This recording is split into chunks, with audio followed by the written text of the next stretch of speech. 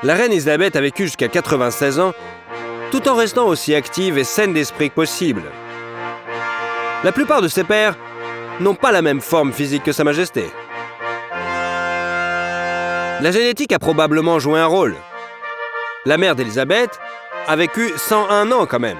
Sa grand-mère et son arrière-grand-mère, 85 et 89 ans respectivement. Mais selon les scientifiques, la génétique n'affecte que 20 à 30% de l'espérance de vie. Le reste dépend du mode de vie et de facteurs extérieurs. La reine vivait dans des conditions confortables, subissait des contrôles médicaux réguliers et recevait des soins médicaux qualifiés. Mais elle menait également une vie active. Sa Majesté était une excellente cavalière et même une courte promenade en selle tendait les muscles. Elisabeth était également une grande adepte de la marche et ne manquait pas l'occasion de se promener dans ses palais. Elle promenait elle-même ses chiens corgis, ce qui augmentait son activité physique quotidiennement, bien sûr. Un autre élément important de la longévité de la reine était son régime alimentaire, qui était basé sur la simplicité et la variété. Elle prenait généralement 4 repas par jour. Au petit déjeuner, on lui servait des œufs durs, des toasts avec de la confiture, des cornflakes avec du lait et des fruits secs et du thé avec du lait.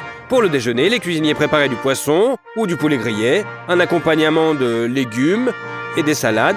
Lors du traditionnel goûter à 17h, la monarque grignotait des sandwichs au poisson, des biscuits, des gâteaux, du chocolat noir ou son plat préféré, bien sûr, les penny donuts, de petites tranches de pain avec du beurre et de la confiture. La reine dînait avant 20h, de viande, de poisson rôti ou grillé ou de la légume. De temps en temps, elle se laissait tenter par une coupe de champagne ou d'autres spiritueux.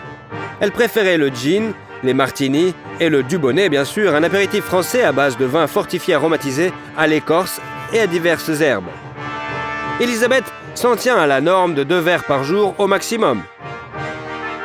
Et même alors, ces verres sont plutôt petits et partiellement remplis. Selon les cuisiniers du palais, la reine ne mangeait jamais trop, et le menu était basé sur des recettes simples de la cuisine anglaise traditionnelle, à partir de produits saisonniers et locaux. Elisabeth II n'était pas sujette aux mauvaises habitudes. Bien que le tabagisme ait été la mode dans sa jeunesse, son père et sa sœur ayant fumé, elle était elle-même fondamentalement contre la nicotine. Elle a même insisté pour que le prince Philippe abandonne cette habitude avant leur mariage.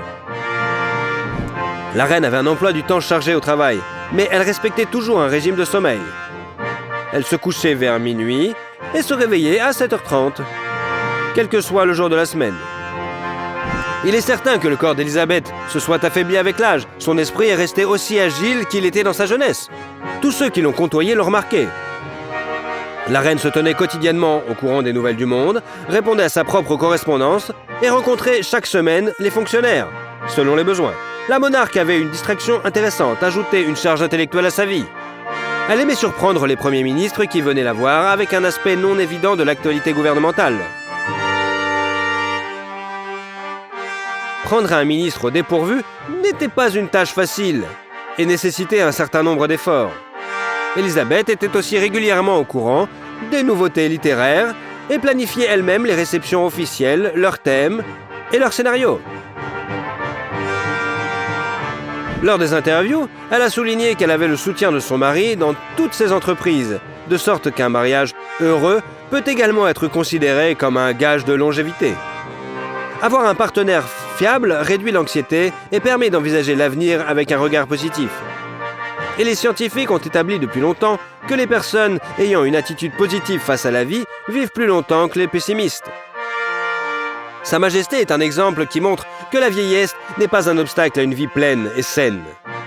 Alors, à votre avis, quelle est la principale composante de sa longévité ?